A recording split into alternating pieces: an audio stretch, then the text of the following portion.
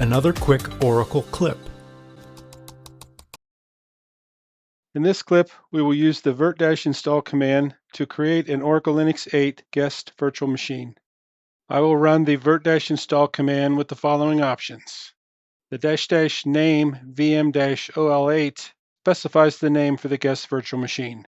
The --memory 2048 specifies the amount of memory in megabytes to allocate to the guest. The --vCPUs 2 is the number of CPUs to configure for the guest. The --network default connects the guest virtual network to the host network.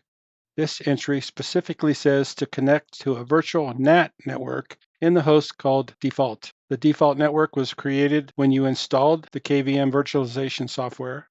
The --disk size equal 8 is the amount of disk storage in gigabyte to allocate.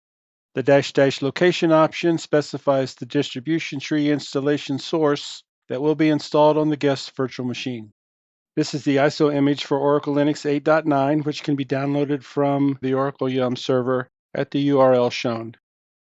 The --os- variant OL8.9 specifies which operating system the guest should be optimized for. While not required, specifying this option is highly recommended as it can greatly increase performance. To list the accepted operating system variant names, run the command sudo osinfo-query os.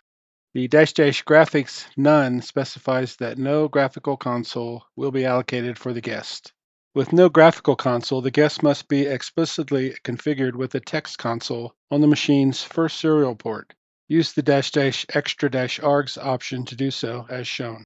The --extra-args option specifies two consoles. The console equal TTY0 specifies the first VGA console. The console equal TTY-S0 specifies the first serial port. I will now press enter to run this command, but be sure to check out the video description for more information on using the virt-install command. I'll speed through this. After a few seconds, you're prompted to provide some information. I've responded as needed, and now I'll press B to begin the installation. I'll speed through this. When the installation completes, you're prompted to press enter. The system then boots. I'll speed through this. You can then log on, provide a password, and you're in. You can see more clips here, and don't forget to subscribe to always get the latest.